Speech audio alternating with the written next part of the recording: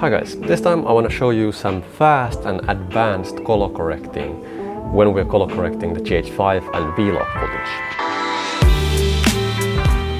I wanted to make this video because I just saw two videos from rather big YouTubers who were color correcting log footage, and they were complaining that it's very difficult and you have to tweak the colors a lot, which I don't agree. And I noticed that they didn't have the basics down, so I'll go through the basics on how to color correct log footage, and then maybe you can do it the same, because it's really easy. It's almost like using Lightroom to color correct raw footages. Okay, so let's go to Premiere, and I'm gonna do this in Premiere, but if you use some other program, you can totally do the same thing. Just understand the concepts and apply them to the tools that are at your disposal.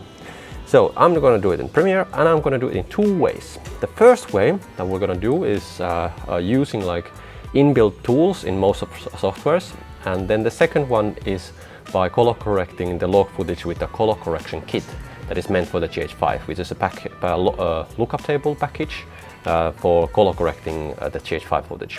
There's a whole video about it here somewhere that you can watch, and in that video I will teach you all the basics, everything you need to know about color correcting V-log and GH5 other profiles. And from that link, the link that I just showed you, from there you can join a free mini course on color correcting GH5 footage. The color correction course and the kit has received a lot of good reviews, and that is my most popular video ever, so go and check it out. But now we're gonna go and jump to Premiere. So we're gonna color correct 4 clips. These are clips from a video that I just uploaded. Again, the link is somewhere here, and you can find that and you can go and take a look. So let's start. Let's go here. I already have done a bit. So this is the first technique to color correcting V-log footage, is to use a channel mixer and then RGB curves. And these are two tools are very important, because this first one, the channel mixer, is the one that fixes the color, and the RGB curves is the one that fixes the contrast. So let's look into this. Here in the channel mixer, we have these values which are specific to V-log. So these values will only work with V-log. These are meant to transform V-log V-gamut colors to Rec 709, which is the standard color space in YouTube and in internet. And to transform them, you need to copy the exact numbers. And for S-log, for other gamuts, these are totally different. And I'm gonna wait the airplane to fly over. Okay, let's continue. So as you can see, if I toggle this on and off, you can see that the colors change. And then we open up curves, and with the curves, you have, let me do this from scratch. So this curve represents the left bottom represents shadows, and the right top represents highlights. So I'll open up Lumetri scope so I can see what I'm doing. And here are most darkest points, and here are the most brightest points. So I'll just grab the top node, or not top, whatever it is, and push the highlights about 95 maybe. And then I will grab the bottom left and push the shadows all the way up so that they are like almost touching zero, something like that. And then I can add a bit of a nice curve, whatever, like contrast, or remove a bit of contrast as I wish. And there we have it.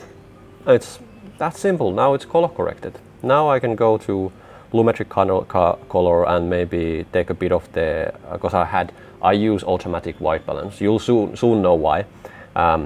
Let's take a bit of the magenta away, because I was using automatic white balance. It just sometimes doesn't get it perfect. And then I think it's a bit warm, so something like that. And now I can just use these sliders just like in Lightroom or whatever software. And I'll promise that there is much less issues with skin tones or anything like that. This is how the V-log was meant to be used. Not to, many YouTubers just tweak the settings by eye, and they add saturation, add contrast, and then they complain why it doesn't work. Because this is the way it's supposed to be done. Anyway. And then let's copy this. So now this is the channel mixer, the color correction, the color space correction. This is the curves, so contrast. And this is our kind of bit of like white balance and exposure corrections. Let's copy this and let's try and paste them here. And here again, because it was again automatic white balance, so change a bit. I think this is again a bit too magenta and a bit too warm. So I can do something like this and maybe a bit warmer and a bit less contrast. And yeah, that's as simple as that. So that's how you color correct log footage. And just look at the skin tones. Let's zoom in.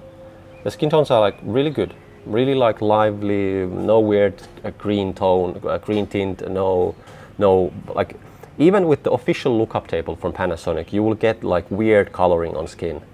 And so this is much better than the official lookup table from Panasonic.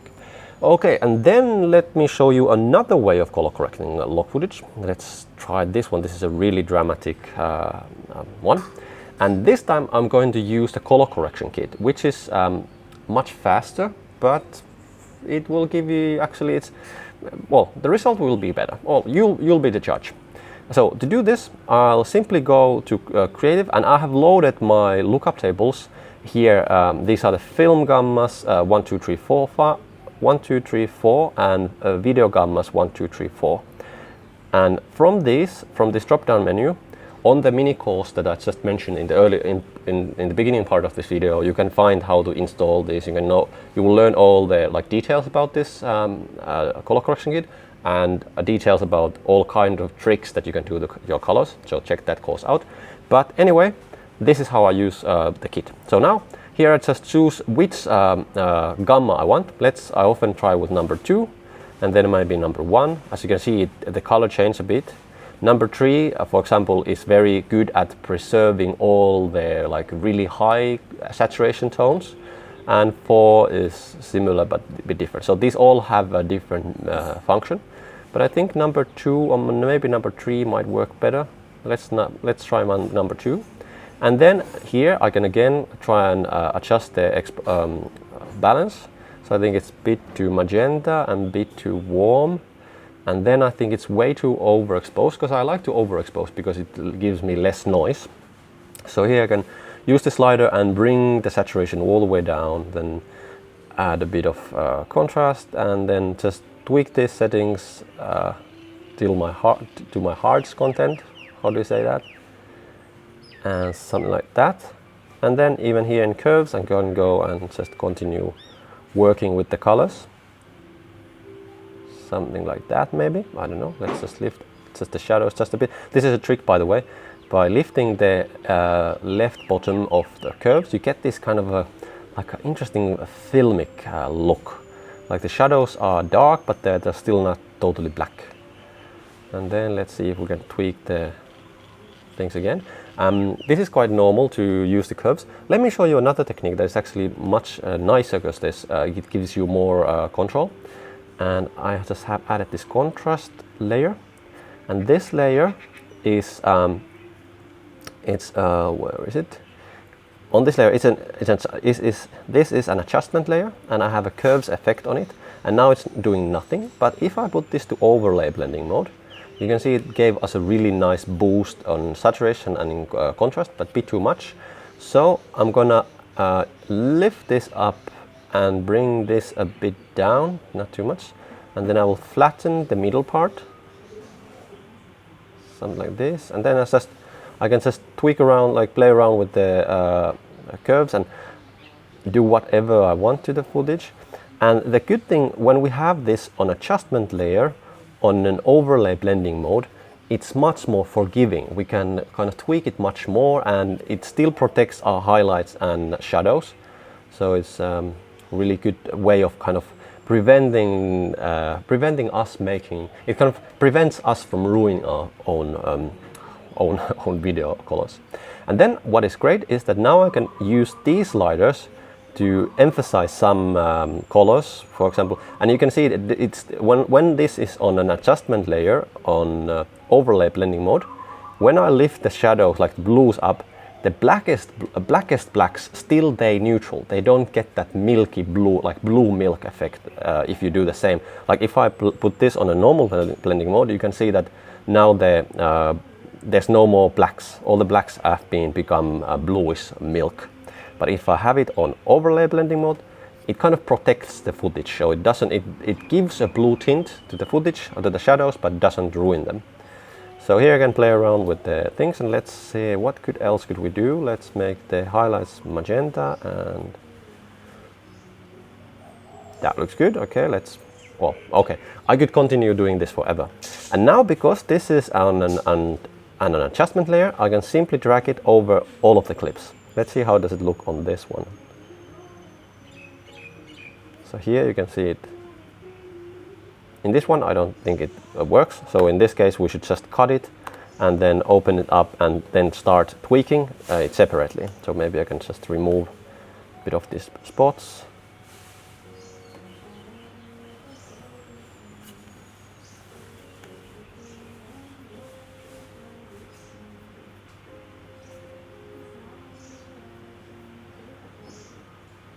And now it's easier for me to kind of continue working with this footage. Anyway, so that's how I use curves on an adjustment layer and overlay blending mode. And then I want to show you one more trick that you can do this footage. Actually, before that, let's see how this one would look on this one. So let's put this on. Here, I think it's even more overexposed, so I could come here and just bring the exposure down even more, give it a more. And let's cut this in pieces as well. It's so much harder to do this when you're actually showing it to other people. It's like, I don't know, when you do this by yourself, it's so much easier. You kind of, you know what to do and it just goes in a flow. But when you have to demonstrate what you're doing, oh, it's just gets so much more difficult. That looks quite good. And then I want to show you actually two tricks. The first trick I want to show you is to show you how to do kind of highlight recovery, and I'll do it on this. And to do that, I'm going to rename this Lumetri panel as our correction, and then I'm going to copy it, and then this one before it, because we don't want to do the same thing twice. I'll reset this, and I'm going to call this highlight recovery. Oh, mistyped. Let me just. That's good. And now I'll go, because this is correction, because this panel is now connected to this effect. I cannot access the effect from here. So I have to go open it up from here, and then I will go to HSL secondaries. And from here, I'll just toggle these off. And now I will make a mask like this that will affect only the brightest parts of the sky, something like this. Then I will give it a nice knee. And then this is important, I will give it a nice blur. So this will make sure that it looks natural, so it doesn't look odd. And then let's turn off the mask now, and I'll click here to open up all this, and now I can kind of tweak the highlights to my heart's content, I guess. So let's give it a bit of contrast. Yeah, you can just continue playing around, and maybe I can give it even some kind of a bit of a bluish tint, something like that. And now let's toggle the effect on and off. So off, on, off, on. It really kind of intensifies the colors. And then a second trick that I want to show you, this is kind of a new feature in Premiere, that there's this button. If you press this plus button, if you don't see it, you can find it here.